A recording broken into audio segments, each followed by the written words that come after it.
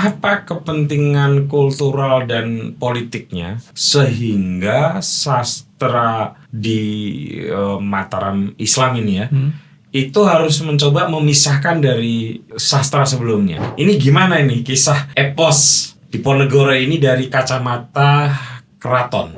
Masa keemasan kerajaan itu bukankah dalam tanda kutip juga mengalami kesurutan ketika Pangeran Diponegoro dikalahkan? Atau ketika terjadi perang Diponegoro. Nek Jawa wis kalung wesi ya Kalung kayak wesi, gitu. ya, Kayak ya, jadi ya, ramalan itu loh. Jadi ramalan. Dari ramalan. Ya. Jadi ramalan-ramalan itu bukan secara esoterik Rong Warsito itu paham betul mengenai itu, tapi karena memang dapat sudah ada informasi. rencana kolonial, rencana pemerintah kolonial ingin membangun ini, dan dia udah memikirkan dampaknya kan. Nek Jawa Kalung Wesi dampaknya akan seperti apa. Dan perlawanan Diponegoro itu dianggap mengancam semua kerajaan 4 Swapraja ini. Karena kan Diponegoro ingin jadi Raja Jawa, ingin mengusir Belanda dari ini. Zaman Majapahit itu para wali itu menulis sastranya berbeda, temanya berbeda. Misalnya Joko Kendil, Joko ini, Joko itu. Judulnya pakai Joko. Tapi saya belum pernah nemu Joko Widodo di sini. Bagaimana dengan kemungkinan Jogja punya raja perempuan? Anda bersedia nggak?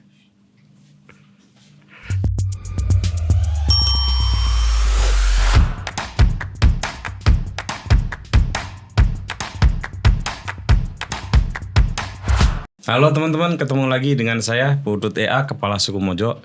Ini adalah tamu yang paling saya nantikan di tahun ini terutama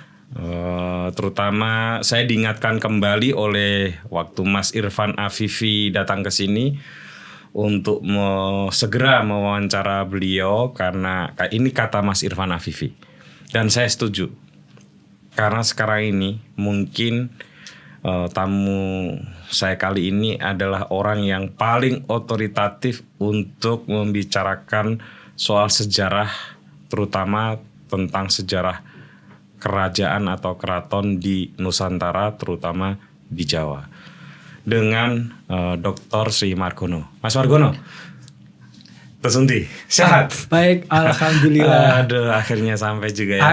Setelah berkali-kali saya mencoba mengundang. Kagian lungo soalnya. Iya, kemarin itu ke Leiden katanya ya. Iya, ini mau berangkat lagi. Bulan Mei ini untuk 2 bulan. Mas Margono itu di sana ngajar ya, di Leiden. Ya, riset dan ngajar. Sebetulnya saya kan ada posisi profesorship di Leiden untuk awal modern Indonesia. Tapi karena kemarin mulai COVID itu, terus jadi lebih banyak tidak di tempat, tapi lebih banyak melalui Zoom meeting dan sebagainya. Tapi ini ada proyek baru, saya dengan UVA Amsterdam untuk 4 tahun ke depan. Jadi saya akan rutin setiap tahun ke sana 3 bulan seperti itu untuk menjalankan riset baru. Ini masih tentang Jawa juga. Jawa terus. Ya Mas, saya penasaran nih. Kalau orang Indonesia gitu ya, terutama saya ngajar di sebuah universitas sekeren Leiden gitu ya. Itu apa sih yang dilakukan? Ya sebetulnya tugas fungsi saya di sana ngajarnya malah bukan yang signifikan. Saya lebih banyak sebagai chair untuk kerjasama mendatangkan mahasiswa-mahasiswa dari Indonesia yang berminat belajar di Universitas Leiden. Seperti itu. Jadi kayak chair khusus untuk awal modern Indonesia istilahnya.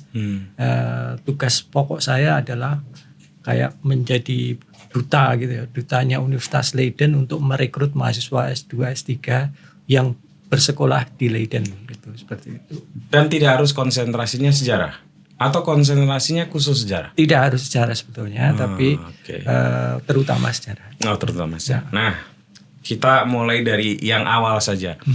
Mas Margono, kenapa dulu memilih kuliah di jurusan sejarah? Nah, ini pertanyaan yang penting karena sejarah ini sebetulnya di UGM kastanya nggak jauh-jauh sama filsafat. Jadi harus ditemukan alasannya dulu ini.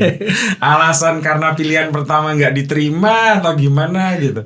Sebaliknya kalau saya.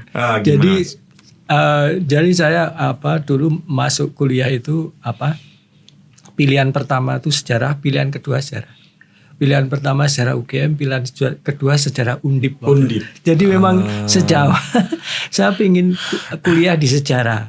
Okay. Karena awalnya sebenarnya aku ingin kuliah di pedalangan ISI waktu itu. Tapi orang tua saya, lah kalau kamu mau belajar mendalang saja kan kamu tinggal ke rumah kakekmu. Kan kakek saya dalang-dalang gitu ya. Jadi kamu nggak perlu sekolah sampai kuliah di itu. Jadi akhirnya karena nggak boleh sama orang tua ya apa ya sih yang dekat dengan narasi dengan sejarah gitu ya. Pilihan saya sejarah waktu itu. Jadi memang ada ketertarikan dengan seni, sejarah gitu sejak dulu ya. Betul ya itu. Ketertarikan saya dari awal seni dan sejarah. Ya. Nah, kalau boleh tahu ini kan prestasi Anda luar biasa ya dan termasuk produktivitas yang nanti akan banyak kita bicarakan. Kalau boleh tahu apa skripsi sejarah?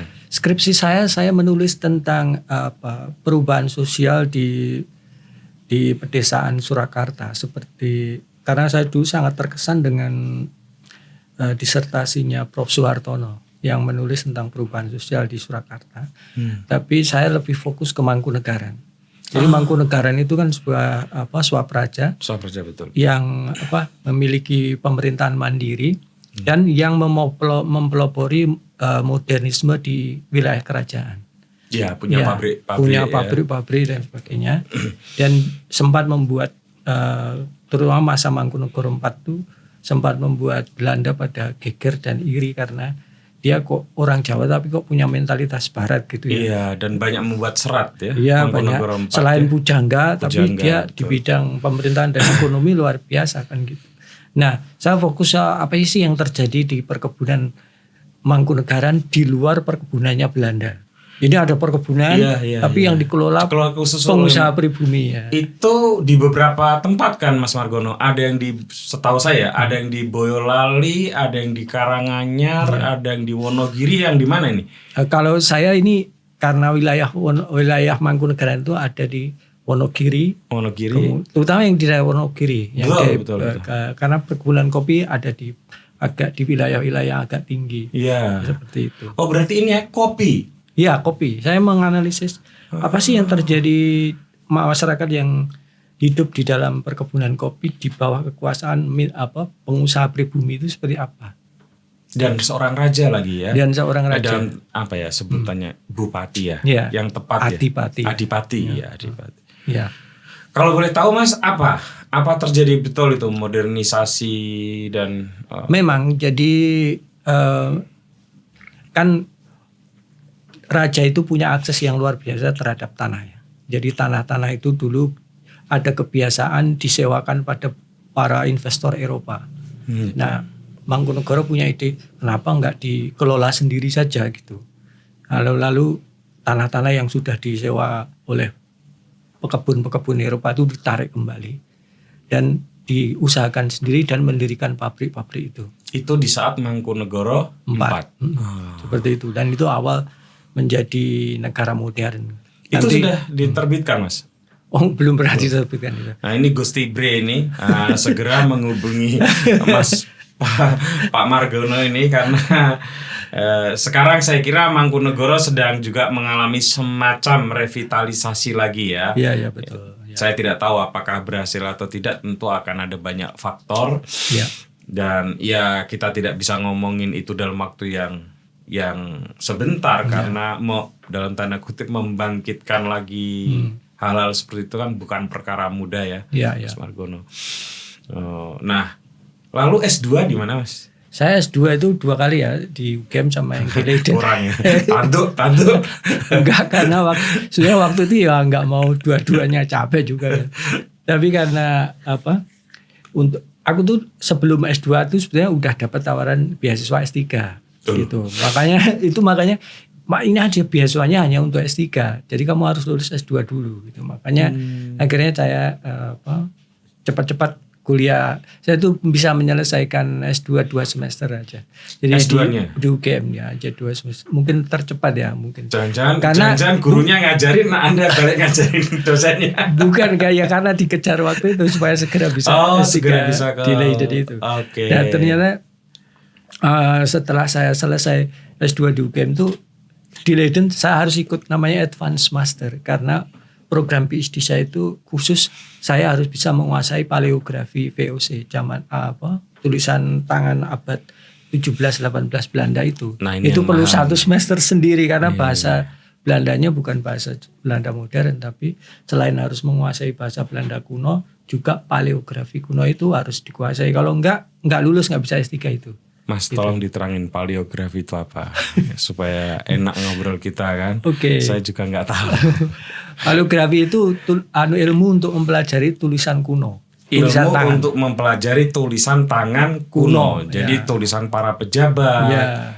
Terutama pejabat ya Mas ya. Karena VOC ya. Nggak hanya pejabat tapi juga pokoknya segala tulisan kuno. Nggak hanya orang VOC juga.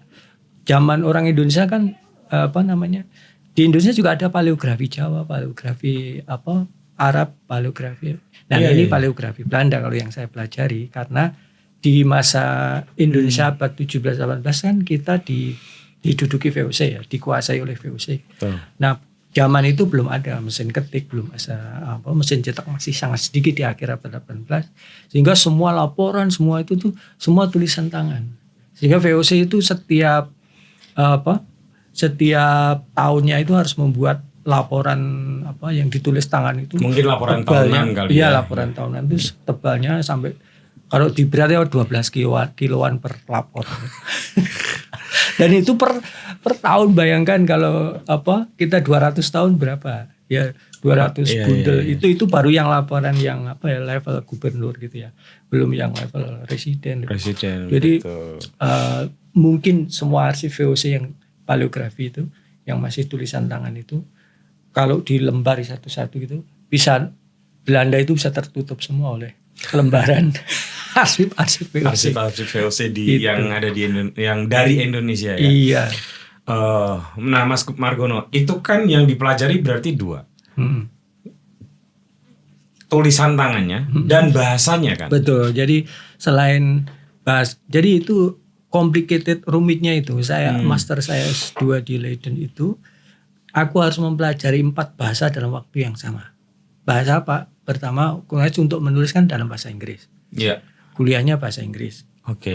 Modern. Kemudian bahasa Belanda modern dulu. Iya. Karena beberapa pelajaran paleografi itu disampaikan dalam bahasa Belanda. Terus pada sama bahasa Belanda kuno tambah satu lagi paleografi itu. Jadi rumit sekali. Itu paling complicated dalam hidup saya selama saya menempuh itu. Alhamdulillah saya lulus dalam waktu 1 tahun Advanced Master itu. Dan di akhir master itu saya harus membuat proposal PhD. Oke. Oh jadi hasilnya beda ya. Kalau yang di Advanced Master itu proposal untuk PhD yang kemudian jadi tema. Buku keraton ya? Bukan, kalau itu beda lagi tuh. Oh, beda lagi. Jadi sebelum saya ini saking banyaknya buku yang dulu. Ini juga buku terbaru nanti kita obrolin. Jadi ceritanya waktu saya S2 di sini di UGM, saya lebih tertarik untuk membahas mengenai literasi Kapujanggan di Surakarta itu. Ya, jadi ini bersilang dengan kesukaan Irfan Afifi itu. Ya, kemudian, nah itu saya tulis mengenai peran Pujangga Jawa di bayang kolonial. Bagaimana sih pengaruh? Kan banyak orang Belanda itu atau Pujangga Jawa itu yang dituduh semacam informannya Belanda para orientalis ya untuk menulis membuat karya-karya tentang Jawa itu. Saya meneliti tentang itu mengenai untuk S2 saya. Nah itu setelah selesai saya terus yang ke Leiden itu. Tapi sebelum saya S2 itu sebenarnya saya sudah di Belanda 2 kali untuk riset. Jadi dulu ada summer school in Indonesian Modern Economic History. Saya belum lulus S1 masih skripsi gitu. Itu ada summer school tentang economic history. Itu mengapa saya di Mangkunegaran nulis tentang kopi dan sebagainya. Oke. Nah itu tuh di situ saya ditugasi pokok oleh UGM menjadi ahli sejarah yang banyak menggunakan sumber-sumber bahasa Jawa, huruf Jawa. Itu tugas pokok saya. Ya? Nah itu maka saya memulai dengan menulis tentang itu Mangkunegaran dengan banyak sekali sumber-sumber Jawa. Itu juga sekali lagi bukan hanya itu juga dua ya, hurufnya dan huruf Jawa. Bahasanya. Ya kalau kan bahasa yang dipakai dulu beda dengan yang dipakai sekarang kan. Apalagi yang berupa babat tembang itu kan lebih rumit lagi ya. Iya. Nah itu mengapa saya kemudian mengambil ada kesempatan 3 bulan Belanda untuk mencari sumber-sumber arsip-arsip berbahasa Jawa. Jadi selesai skripsi S1 saya dikirim ke Belanda untuk mencari sumber-sumber berbahasa Jawa, huruf Jawa tentang kerajaan Surakarta dan Yogyakarta. Saya dibimbing oleh Profesor Vincent Haupen yang kemudian dari Leiden pindah ke Berlin. Nah itu saya jadi itu Keraton Yogyakarta dan Surakarta arsipnya. Oh jadi itu bukan disertasi jenengan ya? Bukan, itu jadi itu buku tebel itu. Ini teman-teman pasti tahu ini sebetulnya di perpustakaan saya ada itu tentang Keraton Surakarta dan Yogyakarta. Itu kumpulan arsip-arsip berbahasa Jawa, huruf Jawa yang ditemukan di KITLV Leiden. Jadi di KITLV Leiden itu banyak sekali naskah-naskah arsip-arsip berhuruf Jawa yang disalin oleh para pujangga Jawa yang diperintah oleh para orientalis Belanda dulu. Nah, buku Keraton Yogyakarta Surakarta itu adalah naskah yang ditulis oleh Raden Ngabehi Harjo Pradoto, seorang kepala polisi di Klaten, yang diperintahkan oleh G.P. Rovar, itu seorang penulis Belanda yang menulis tentang Vorsten Landen. Dia minta karena untuk menulis Vorsten Landen kan perlu sumber-sumber bahasa Jawa. Betul. Nah, dia punya asisten namanya itu Harjo Pradoto. Vorsten Landen itu apa Mas? Dijelasin nggak nih? Vorsten Landen itu Vorsten itu raja, Landen itu tanah kerajaan seperti itu. Saya taunya kalau tembakau pokoknya ada Vorsten Landen gitu. Kalau di Klaten tuh Vorsten Landen ya, gitu. Oh, tapi dia dipakai untuk ini juga peneliti tembakau dia. Dipakai untuk cerutu kalau Vorsten Landen yang di sini ya. Okay. Jadi itu jadi waktu itu sebetulnya tujuan mencari sumber itu untuk disertasi, untuk sumber untuk penulisan disertasi saya. Nah, tapi sesampai di Indonesia ternyata saya mendapat beasiswa ke Leiden itu saya harus menulis tema yang sama sekali berbeda. Harus menggunakan sumber VOC. Jadi daripada sia-sia. Anda kena para orientalis. Betul. Daripada saya sia-sia, akhirnya saya tawarkan ke Toyota Foundation waktu itu. Kan waktu itu Toyota itu sangat tertarik penerbitan naskah-naskah Jawa. Oke, dibiayai akhirnya dicetak itu jadi buku sehingga orang lain bisa memanfaatkan itu. Konon itu buku itu sudah banyak melahirkan disertasi juga dari Fakultas Hukum dan sudah membuat para pembajak buku kaya raya.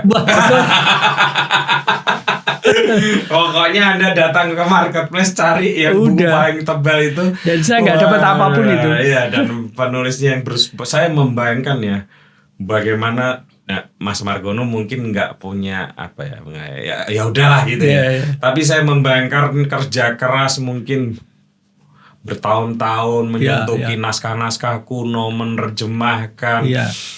Aduh, disusun jadi buku tebal lagi ya. Betul. Itu salah satu karya ya bener kata Mas Irfan Afifi, mungkin dari sisi ketebalannya aja udah jarang orang yang bisa melakukannya ya. Betul. Dengan kesabaran seperti itu ya. Udah tiba-tiba ya semoga jadi amal jenengan Mas. Amin. Ikhlas saya. Oke. Nah sekarang disertasi Anda apa? Nah karena jadi waktu itu saya ingin menulis disertasi karena saya harus memanfaatkan sumber-sumber VOC.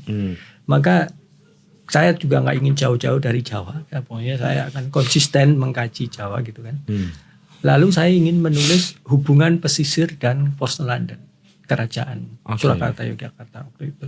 Karena VOC itu menguasai pesisir dari Batavia, Semarang, Lasem sampai Surabaya. Itu kan daerah pesisir dulu dikuasai oleh VOC, kerajaan dikuasai oleh Mataram. Nah, saya ingin melihat bagaimana hubungan Mataram pesisir. Tapi ketegangan itu ya. Termasuk Keraton Surakarta kan saya milih arsip-arsip yang seperti itu, yang Keraton Surakarta dan Yogyakarta itu. Tapi ternyata teman kakak kelas saya dari Singapura namanya Kwe Hyukian, kakak batch saya itu sudah menulis tema itu. Maka waduh ini, dan saya hanya punya waktu 2 bulan untuk menyelesaikan proposal PhD dengan tema yang sama sekali berbeda. Ini proposalnya ya teman-teman, bukan penggarapannya. Akhirnya nggarap PhD-nya cuma 2 bulan. Bukan, 2 bulan ini saya hanya menyelesaikan tesis saya untuk proposal PhD itu. Akhirnya saya harus kembali menguburkan diri saya di Arsip Nasional Den Haag itu dari pagi itu jam 9 sampai jam 9 malam lagi. Karena di sana itu bedanya Leiden sama mungkin Amsterdam ya. Leiden itu dia harus tahu kalau mau nulis harus tahu ada sumbernya, sumber primernya. Ya. Nah, maka saya harus mengoleksi inventory itu berapa jumlah arsip yang bisa dipakai untuk menulis disertasi. Sehingga selama 2 bulan itu saya betul-betul tiap hari gitu. Sampai saya mendapatkan kurang lebih 2.400 entry arsip tentang ujung timur Jawa. Blambangan. Akhirnya saya ajukan inventorinya itu ke pembimbing saya. Apakah ini cukup untuk menulis disertasi? Gitu. Karena saya nggak punya waktu lagi, udah harus selesai kan. Lalu, ini bisa untuk 3 disertasi. Berarti saya kelebihan saya. Kebablasan. Saking, justru disertasi Anda yang tentang Blambangan. Tentang Blambangan. Tapi saya baca itu ulasan khusus Tempo tentang Banyuwangi Blambangan. Oh ya, itu. Ya, itu ada juga wawancara Anda panjang banget. Iya. Itu bagus sekali. Saya baru tahu itu ternyata serumit itu ya Banyuwangi ya. Iya. Dan saya lihat juga video Anda pakai pakaian Banyuwangi ya, memberikan orasi kebudayaan atau apa. Iya, gitu. saya pernah dinobatkan jadi putra Osing Banyuwangi karena menulis sejarah Banyuwangi sama Pak Anas dulu yang dulu. Iya. Jadi apa tepatnya disertasi Anda tentang Banyuwangi ini? Disertasi saya itu kan saya menulis tentang intervensi VOC terhadap wilayah ini. Nah, ini menariknya gini ya, tak singgung sedikit. Blambangan kan dikiranya itu hanya entah berantah gitu. Kerajaan yang kiranya didongeng Minak Jinggo dan Jinggo. Itu kerajaan yang sungguh-sungguh ada. Ya, dan itu berdiri sejaman dengan Majapahit dulu. Dan bahkan ini bisa survive sampai abad 18. Majapahit sudah hancur di abad ke-14. Blambangan masih terus berlanjut sampai abad 18. Nah, pertengahan paruh kedua abad 18 bahkan. Nah, ini dulu menarik karena Blambangan ini setelah VOC pecah, kerajaan Jawa itu pecah jadi 4 kerajaan, 3 kerajaan, Mangkunegaran, Sunanan, Kesultanan. Mangkunegaran itu cenderung pada masa setelah Sultan Agung kalah melawan Batavia itu cenderung menjadi merdeka. Malah lebih banyak atas pengaruh Bali, kerajaan-kerajaan Bali. Nah, waktu itu iya, karena itu pula di Mangkunegaran itu banyak ornamen-ornamen Bali. Betul. Iya, dan di sejarah gitu ya. Di Blambangan itu kemudian dekat dengan Inggris. EIC berjanjian membuat perjanjian dagang. Padahal oleh Mataram Blambangan itu udah diserahkan ke VOC sebetulnya gitu. Tapi VOC nggak pernah mau menduduki wilayah itu. Tapi setelah Inggris datang, baru VOC merasa ini musuh bebuyutan ini. Lalu kemudian VOC mengirimkan ekspedisi militer untuk menduduki Blambangan. Itu terjadi perlawanan lokal, malah terjadi perang yang beranjangan. Nah, itu yang saya gambarkan proses itu.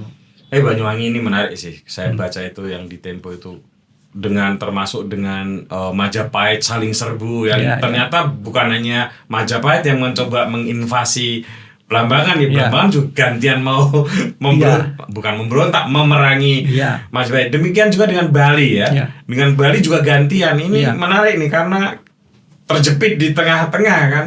Iya. Dan berani melakukan invasi-invasi gitu, nggak hanya diserang melulu gitu. Ya, jadi judul saya yang versi bahasa Inggris kan The Last Frontier. Artinya itu The Last Frontier. Iya, itu istilah frontier itu dipakai sejarawan Amerika yang menggambarkan Amerika itu dulu seperti frontier. Ya. Orang Amerika menganggap no man's land. Tanah ini bukan siapa-siapa walaupun ada Indian di situ. Sehingga dia dicaplok begitu aja. Nah, Blambangan itu dianggap juga oleh no man's land oleh banyak orang. Jadi banyak pemainnya di situ. Pertama, orang Bali, Betul. Mataram, orang Inggris, orang Belanda, orang Makassar, Bugis Makassar, orang Cina, orang Mandar, Mandar. Orang Bugis Makassar, Mandar juga. Mereka saling berebut wilayah. Nah, masing-masing punya kepentingan di situ. Itu yang ketika Pulau Jawa Laut Jawa pesisir utara dikuasai VOC. Pedagang-pedagang lokal, Bugis, Batak, Cina, yang tidak suka bekerja sama dengan VOC itu bikin pelabuhan alternatif di pesisir selatan. Oh, yang sekarang jadi Muncar itu mungkin ya? Yang Muncar, yang kemudian ada Nusa Kambangan di situ. Untuk menghindari monopoli VOC itu. Nah, makanya Blambangan jadi rame. Banyak para pedagang muncul di situ. Nah, itu dianggap ancaman juga bagi VOC. Mereka dianggap smuggler itu dalam bahasa Belanda itu smuggler, penyelundup. Nah, itulah yang saya gambarkan di disertasi. Nah, balik ke serat-serat yang banyak Anda teliti gitu ya, Mas Margono. Saya tuh dari dulu punya pertanyaan yang yang agak laten ya. Apakah betul para pujangga kita, para penulis di keraton itu otentik di dalam menuliskan sejarah mereka masing-masing, atau sudah sangat diintervensi oleh para orientalis? Iya. Ya, ini pertanyaan yang menggelidik yang juga pertanyaan saya waktu bikin tesis itu. Ya, mau bikin tesis. Oh, sama ya? Ya. Berarti saya kira-kira ya hampir dokter.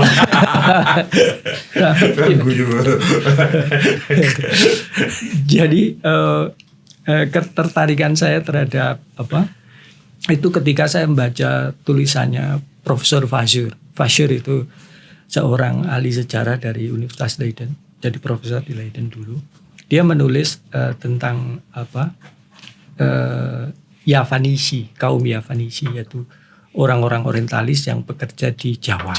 Yang bagaimana dia menggambarkan, menulis, memproduksi pengetahuan tentang Jawa. Jadi kalau kita sekarang banyak mengetahui orang Jawa itu begini, orang Jawa itu begitu, itu produksi pengetahuan yang dibuat kaum orientalis sebetulnya. Nah, kaum orientalis ini pengetahuan mereka, genesis pengetahuan mereka tentang Jawa itu sangat tergantung dengan pujangga-pujangga lokal, pujangga-pujangga Jawa. Yayo Sodipuro 1, 2, Ronggowarsito, Ronggowarsito 2 dan sebagainya. Itu adalah kalau Profesor Vasur itu mengatakan sebagai bron van nutritie gitu, sumber dari nutrisi dari orang-orang orientalis ini.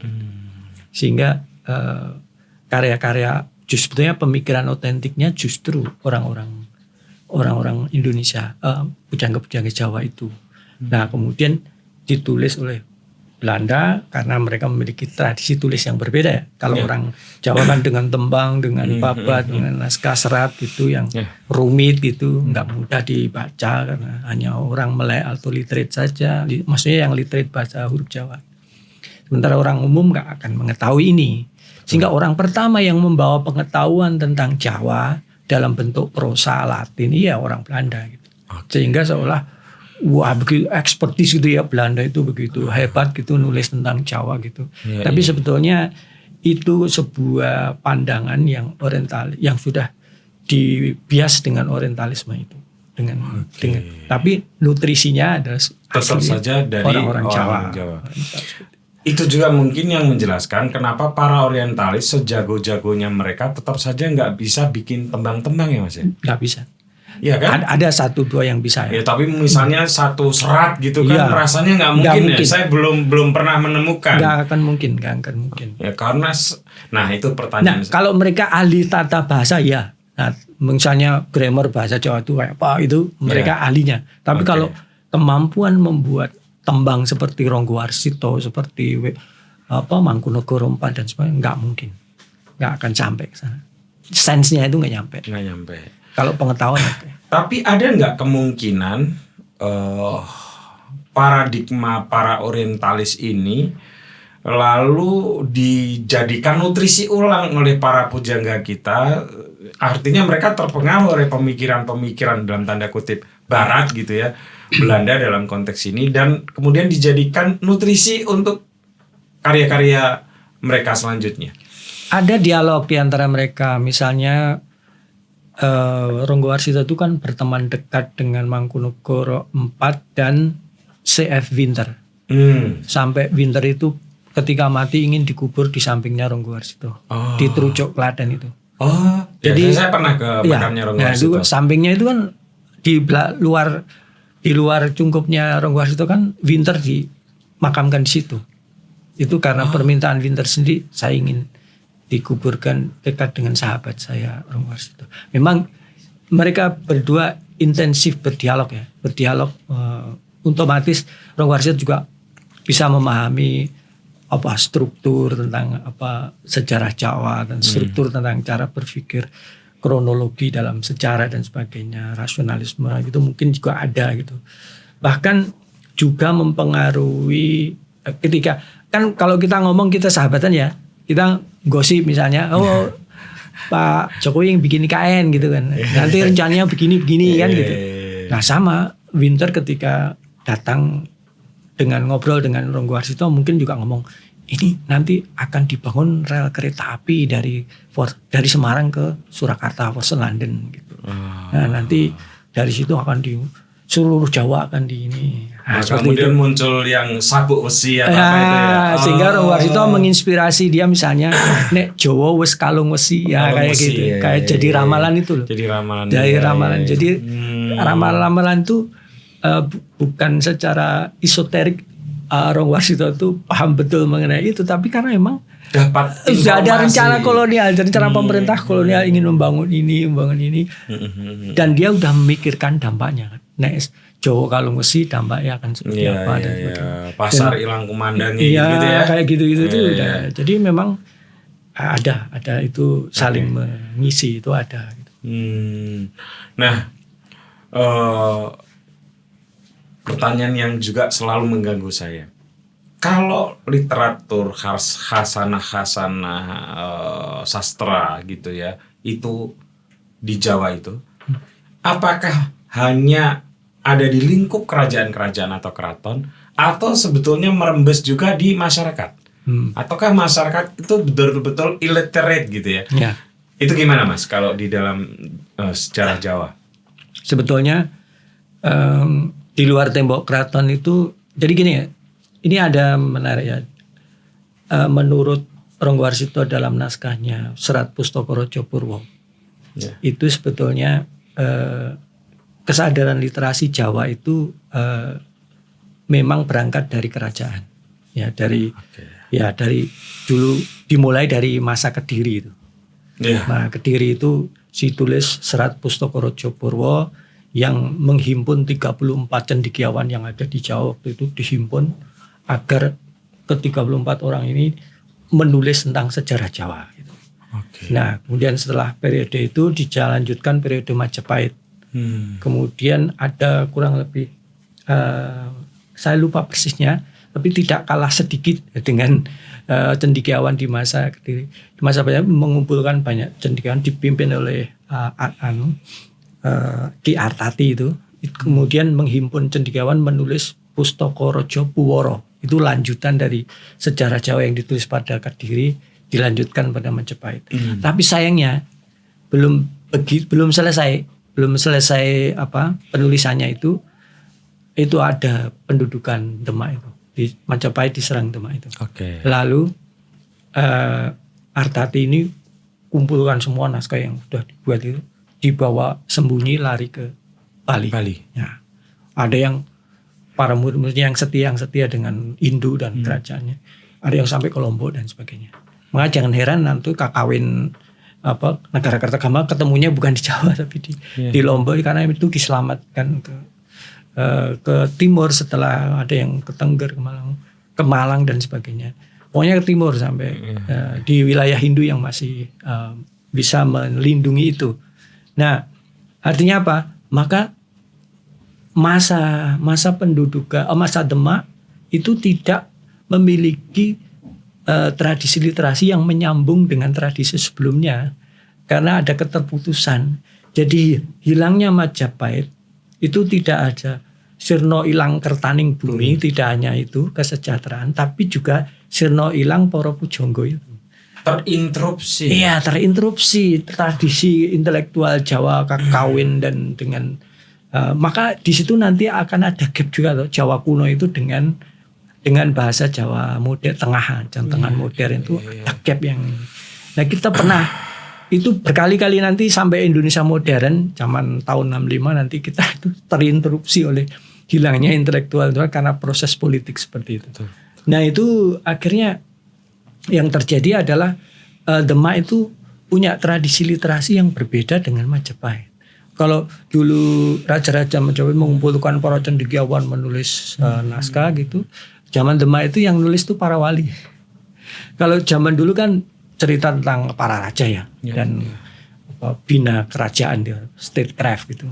Tapi kalau zaman Majapahit itu para wali itu menulis sastranya berbeda, temanya berbeda. Temanya apa kalau zaman para wali itu? Misalnya Joko Kendil, Joko ini, Joko itu. Dulu aja pakai Joko. Tapi saya belum pernah nemu Joko Widodo di sini. Nah, ceritanya apa? Ceritanya itu tentang transfigurasi, transformasi.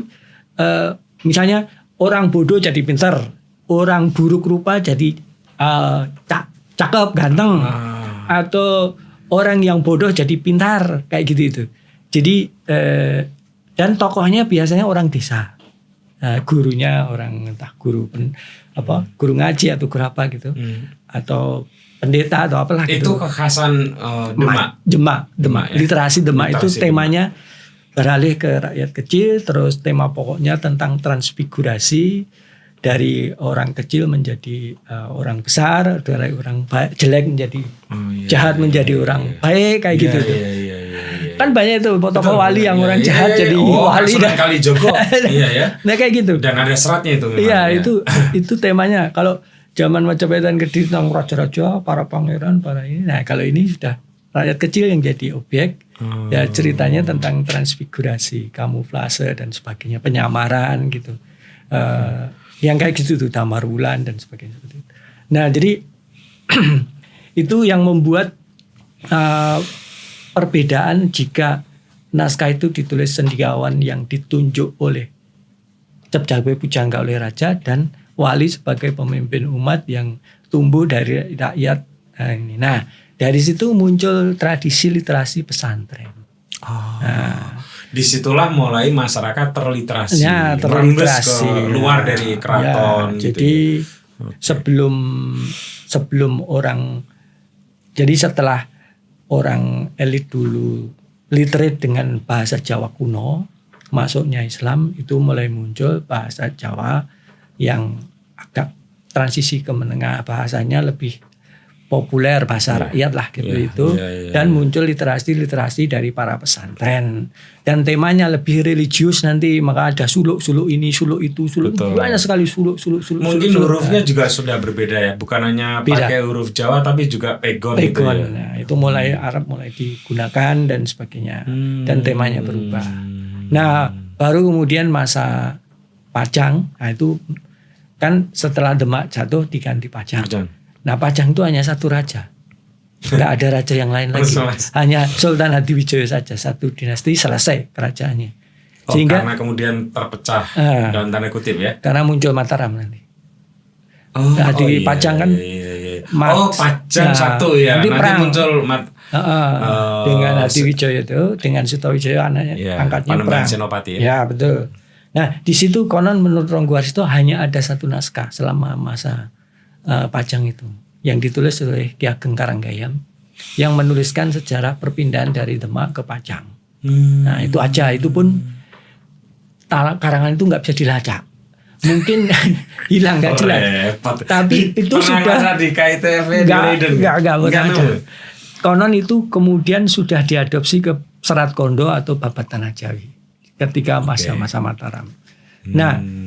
Nah ketika Mataram itu berubah lagi karakteristik sastra Jawa pada masa itu.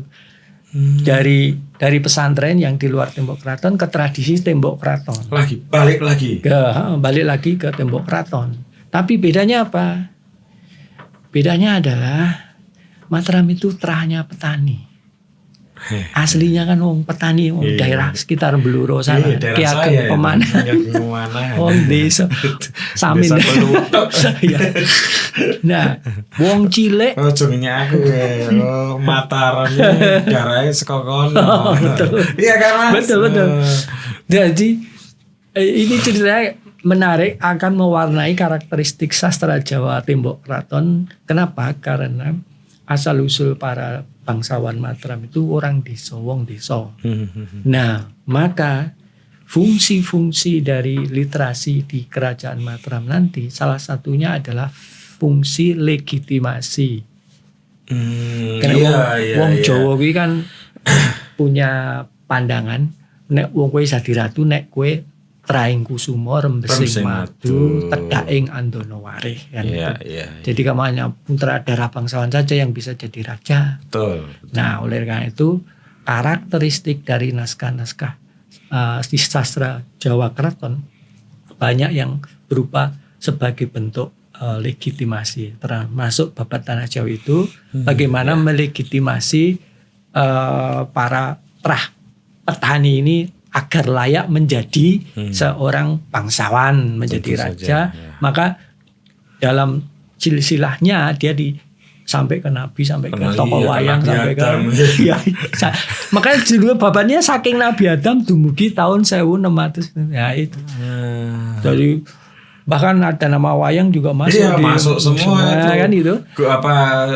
Dewa guru atau apa itu masuk semua. Ini baru satu ciri dari jadi fungsi legitimasi. Kalau sastra Jawa namanya juga orang biasa ya, begitu berkuasa butuh legitimasi. Betul. Gitu. Tapi ada juga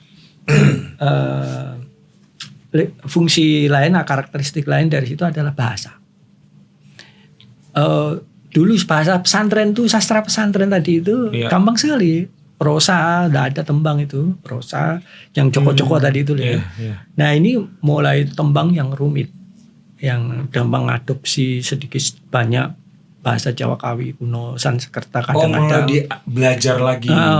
Dan diciptakanlah kromo inggil, kromo alus untuk memisahkan secara hierarkis bahasa rakyat dan bahasa kekuasaan. Gitu. Mas, mohon maaf. Apa kepentingan kultural dan politiknya sehingga sastra di Mataram Islam ini ya itu harus mencoba memisahkan dari sastra sebelumnya? Kalau yang Majapahit kan jelas ya, karena ya anggap setelah terjadi invasi maka terjadi interupsi sejarah gitu. Kalau ini kan agak nyambung gitu ya. Lalu balik lagi ke dalam keraton, tapi kenapa ada upaya dari keraton untuk mensofistikasi lagi sastranya yang sudah mulai merembes ke masyarakat luas begitu? Ya itu kuncinya karena dia wong cilik wae ora pantas.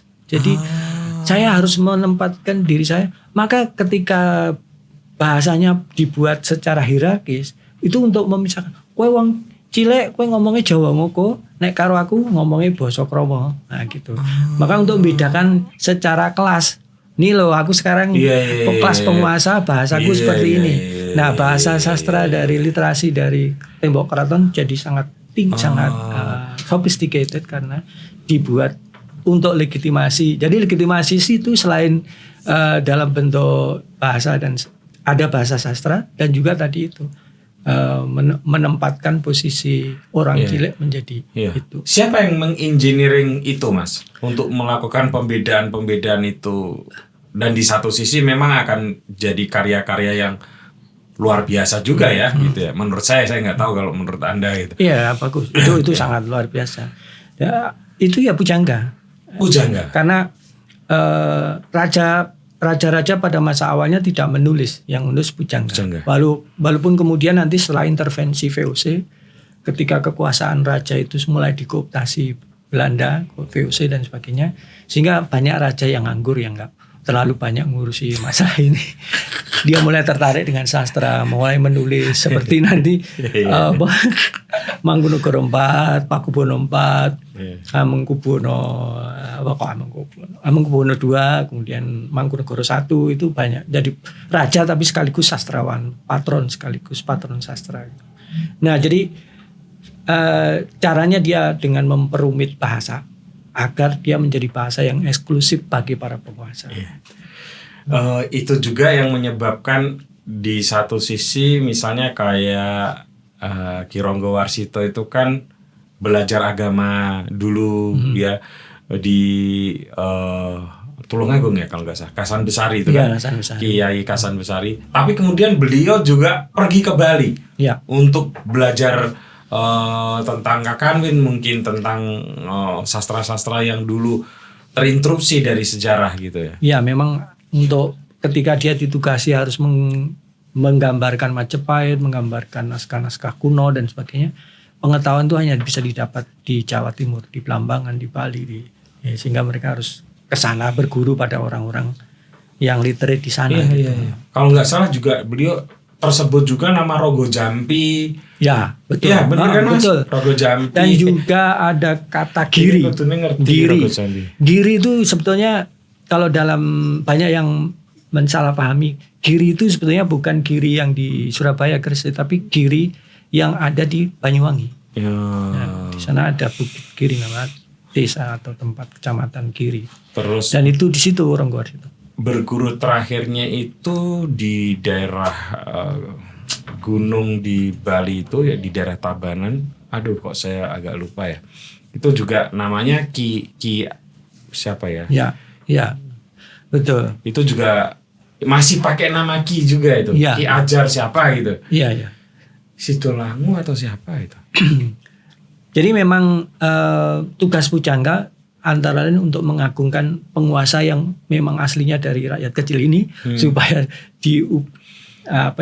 di make up lah gitu, supaya menjadi betul-betul seorang aristokrat yang sangat eksklusif gitu. Sehingga menjadi seperti yang sekarang ini kesannya. Oke. Nah, kapan keraton berhenti memproduksi sastra atau memproduksi karya-karya ilmu pengetahuan gitu?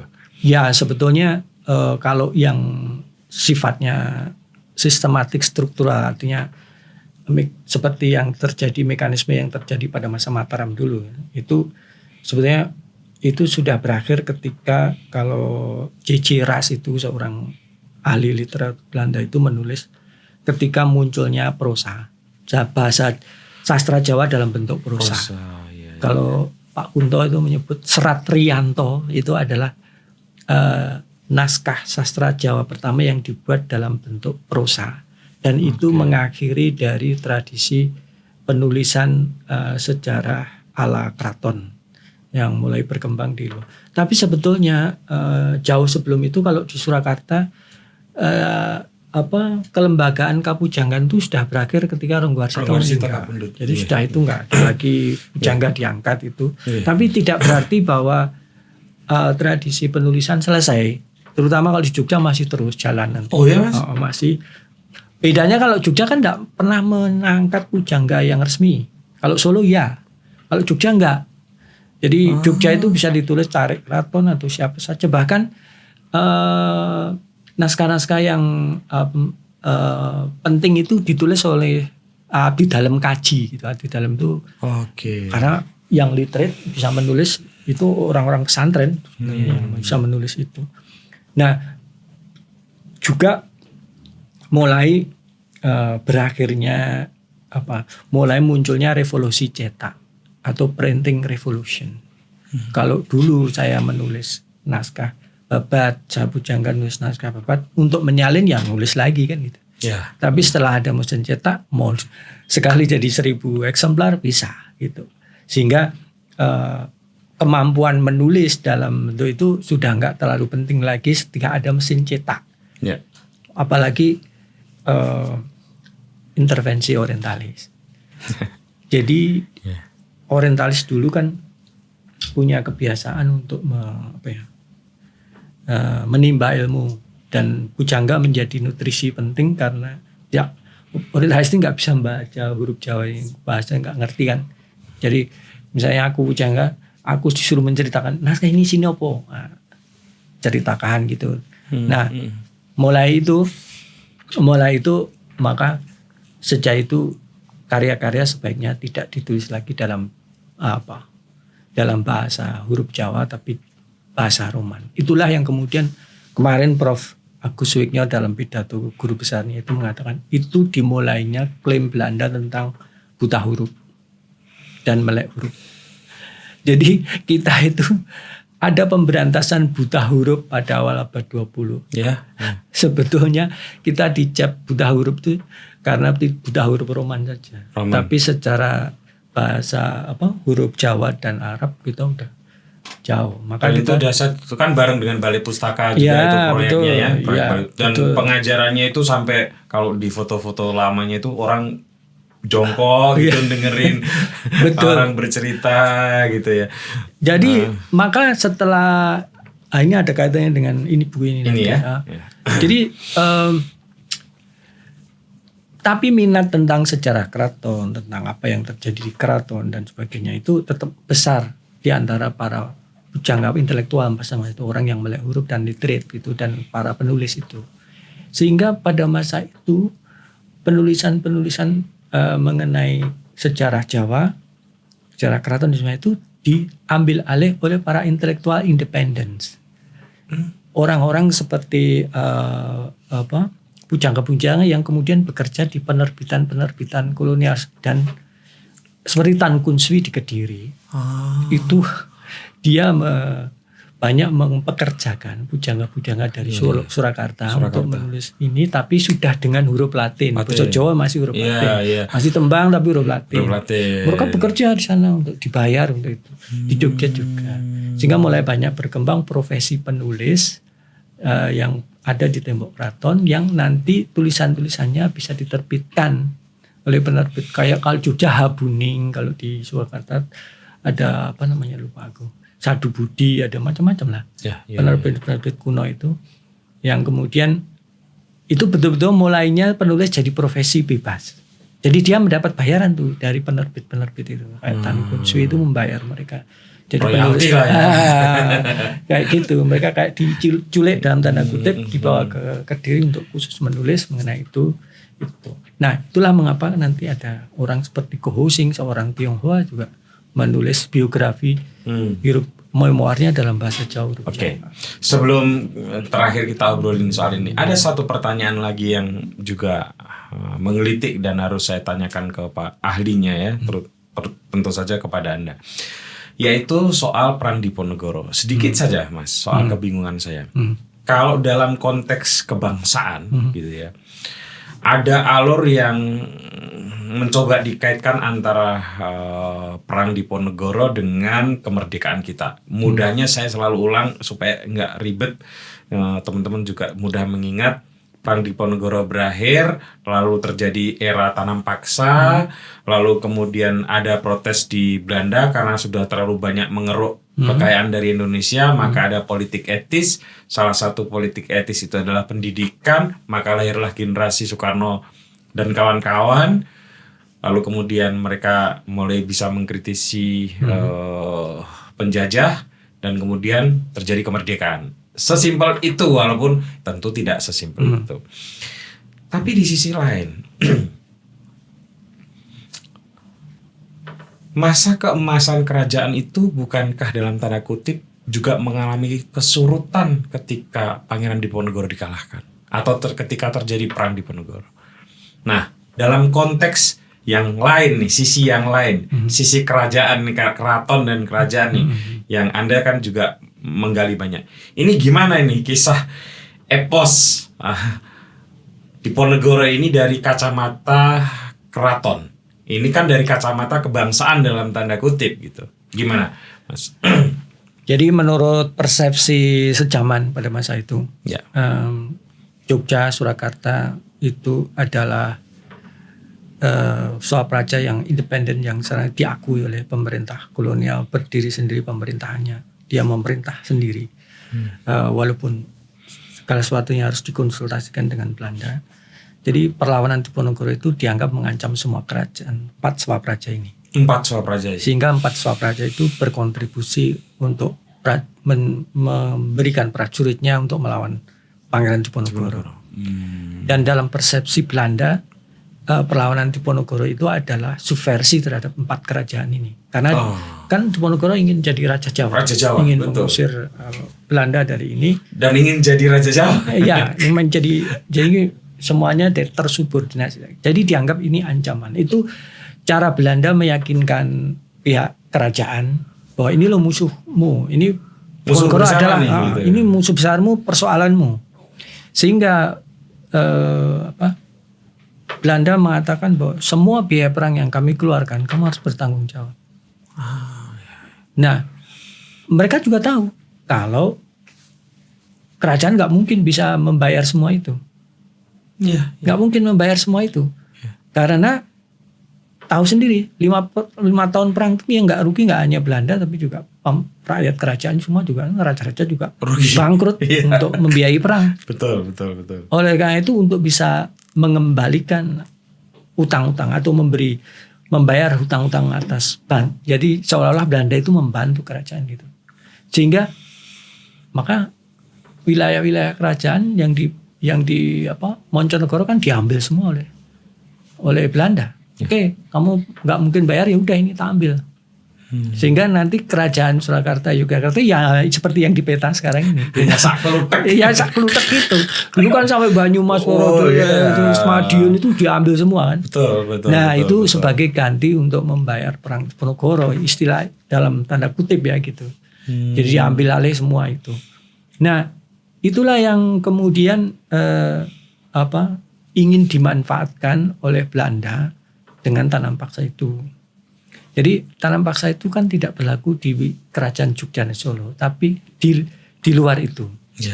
Tapi sekarang wilayah-wilayah yang sudah diambil alih oleh Belanda itu kena tanam paksa gitu. Seperti itu. Jadi ya tidak mengherankan kalau dengan dikuranginya wilayah kerajaan itu ya semakin surut kekuasaan itu. Dan setelah itu berbagai aturan-aturan politik protokoler itu semakin lebih ketat lagi. Tujuannya untuk mencegah Diponegoro lain muncul gitu.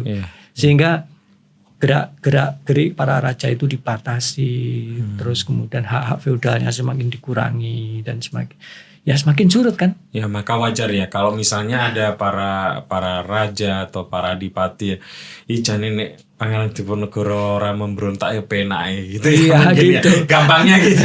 Iki malah macam-macam. Iya.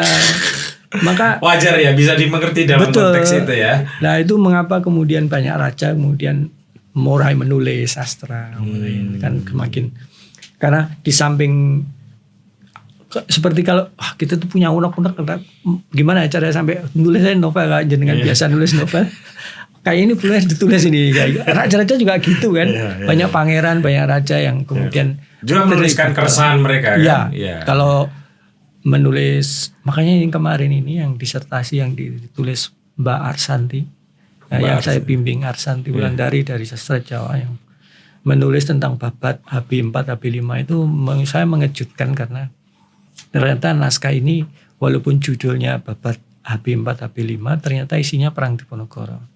Dan menariknya adalah naskah ini ditulis atas perintah HB6. HB6 itu adik dari HB5. HB5 kan adalah masa perang Diponegoro tadi. Dan HB5 ke HB6 itu kayaknya yang paling rumit pergantian kekuasaannya. Iya, tapi kaitannya ini. HB5 itu kan dulu waktu kecilnya karena dia baru 3 tahun sudah jadi raja, dia pengasuhnya Pangeran Diponegoro. Iya betul. Nah, makanya di naskah ini yang mengejutkannya justru tidak seperti pandangan selama ini bahwa keraton itu musuhan sama Belanda. Tapi justru naskah ini menggambarkan Diponegoro itu Satrio Pinandito yang jadi panutan menurut versinya HB6. Jadi artinya selama ini kan keraton diadu domba dengan Diponegoro. Mereka musuh ini oleh Belanda kan gitu. Ternyata perspektif dari dalam naskah sejarah yang ditulis dari dalam justru mempersepsikan ternyata sebagai panutan Diponegoro itu. Jadi sebetulnya berontaklah karena sebetulnya tidak ada Raja Jawa yang mau dijajah Belanda selamanya. Nggak mau diintervensi selamanya. Jadi seolah-olah menganggap ini kesempatan kalau Diponegoro ini. Makanya HB6 ikut PP6 ikut mendukung Diponegoro sampai dibuang ke Ambon kan. Banyak elit, separuh dari elit kerajaan juga mendukung Pangeran Diponegoro secara diam-diam maupun terang-terangan. Bahkan raja-raja itu kalau ngirim prajurit perangnya memang perang-perangan gitu kan, walaupun harus ada yang korban, harus ada dan sebagainya. Tapi dari naskah ini membuka persepsi kita bahwa sebetulnya Diponegoro sudah dipahlawankan oleh HB6. Sejak HB6 itu sudah dianggap sebagai orang penting. Jadi istilah keraman dalam beberapa naskah itu tidak mengacu pada literasi atau cara pandang Belanda itu. Keraman itu pemberontakan. Pemberontakan.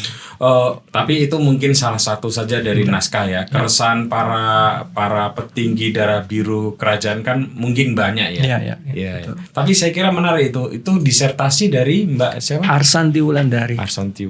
Ya. Nah, di obrolan terakhir ini baru saja saya terima dari Mas Margono tentang Raja Candu Yogyakarta, memoir Ko Ho Sing ya. Ini diterbitkan oleh Komunitas Bambu. Saya sudah nonton ini peluncurannya. Dan kalau soal ngomong tentang candu itu saya teringat juga Cabaukan ya, yang di Lasem itu dan sampai sekarang masih ada itu sumur tempat untuk menyelundupkan candunya. Mas, siapa ini Ko Ho Sing ini? Jadi Ko Ho Sing ini putra dari Ko Gaete. Ko Gaete adalah orang Tionghoa pertama yang generasi pertama Tionghoa yang migrasi ke Jawa.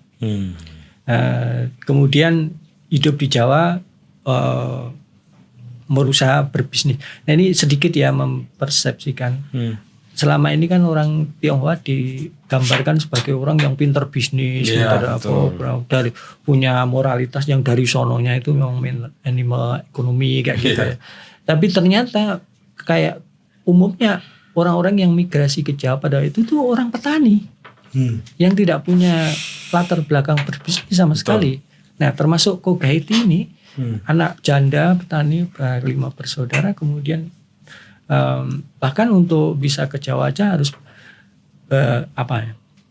berhenti dulu di Malaka, cari uang bekerja lagi, baru bisa lanjutkan ke Semarang gitu untuk bisa sampai di Memang Jawa. Tujuannya ke Jawa ya? Ke Jawa karena tetangganya sudah kesini dulu, katanya sukses.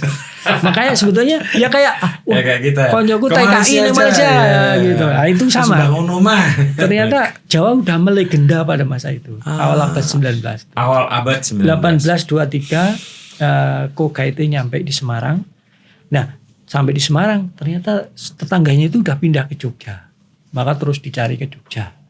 Nah, di Jogja dia ditampung oleh saudaranya itu, tetangganya itu, diajari bisnis macam-macam. Akhirnya dia setelah bisa jadi penjaga gerbang tol itu. Jadi dulu setiap distrik ada penjaga gerbang tol yang dimonopoli orang-orang Tionghoa itu. Lalu penjaga apa, Mas? Gerbang tol. Apa itu? Ya, jadi dulu ya, zaman penjajahan Belanda, dulu abad 19, itu di setiap distrik, dari distrik ini ke distrik ini, perbatasan, itu akan ditempatkan seorang penjaga gerbang tol yang akan memungut,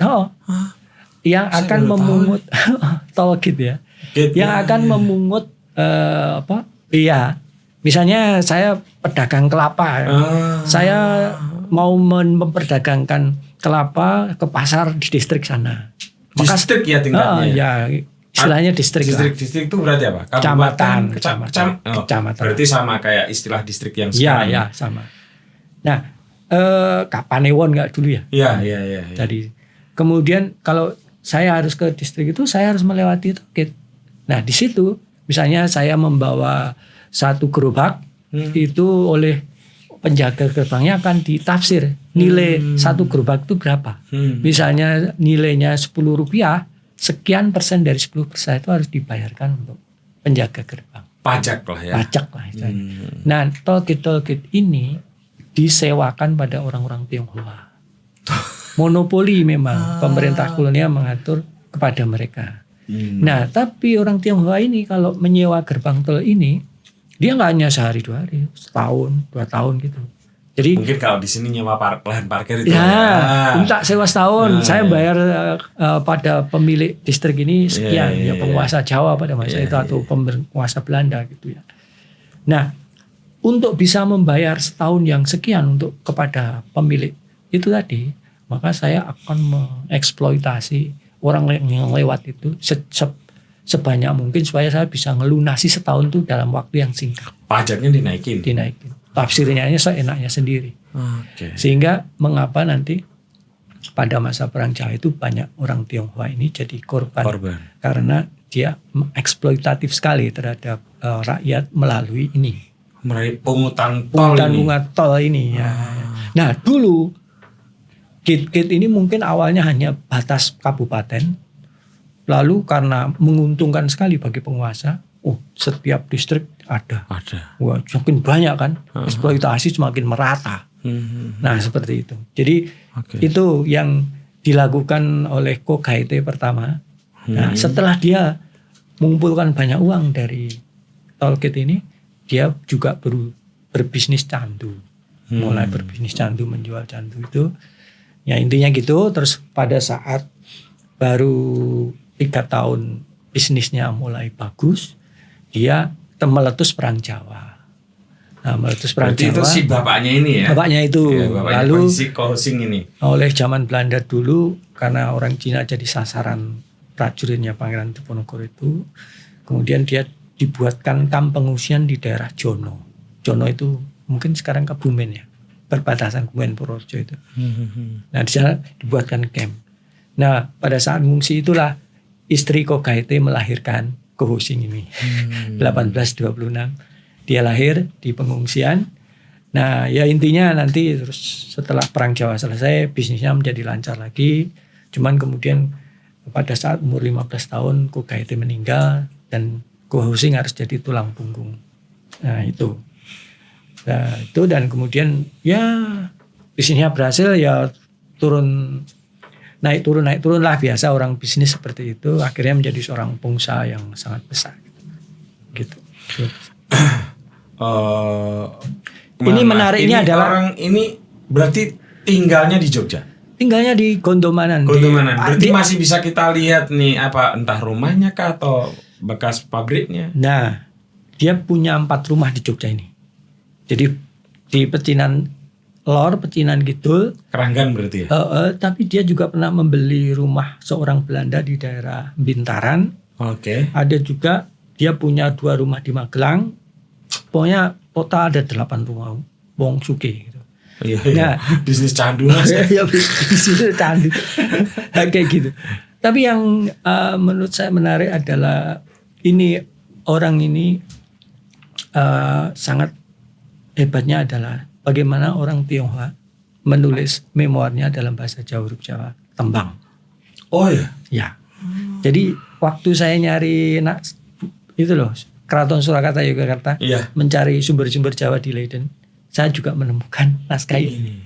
Jadi saya sudah mengendus naskah ini sejak tahun 99. Dan sebetulnya saya yakin yang Anda simpan ini lebih banyak lagi. Tapi ini menarik buat Anda karena itu ya. Orang Tionghoa tapi menulis dalam bahasa Jawa huruf dan tembang. Itu kan waktu itu udah gitu raja candu lagi. Waktu itu kan pikiran saya ini bener apa enggak ya judulnya ini, bahasa Jawa huruf Jawa kan dalam katalognya kan gitu. Tapi tahun itu saya belum sempat menyalin. Jadi baru setelah saya PhD itu 2001, master ya 2001, saya minta izin ternyata dibolehkan untuk difotokopi keseluruhan naskah itu. Sehingga terus saya bawa pulang. Tapi saya baru bisa mulai betul-betul membaca, menerjemahkan, melatinkan dan sebagainya itu setelah selesai PhD tahun 2009, 2010 lah gitu. Jadi itu ya hanya naskah yang aku simpan aja gitu, kayak investasi gitu. Saya yakin ada banyak naskah yang disimpan oleh Mas Margono. Nah, ada beberapa ya. Nanti untuk kejutan-kejutan. Kejutan-kejutan. Makasih Mas Margono atas, saya anggap ini pengantar buat Mas Margono, buat kita semua ya. Karena saya kalau bisa ya sebulan sekali lah Mas kesini. Oke lah. Tapi ini terakhir banget, tidak usah dijawab. Bukan tidak usah dijawab, di iyakan atau tidak gitu aja. Tidak usah diperjelas. Kalau saya ingin mewawancara, bagaimana dengan kemungkinan Jogja punya raja perempuan, Anda bersedia nggak? Cukup sampai di sini. Sampai ketemu dengan tamu kami selanjutnya. Matur nuwun Mas.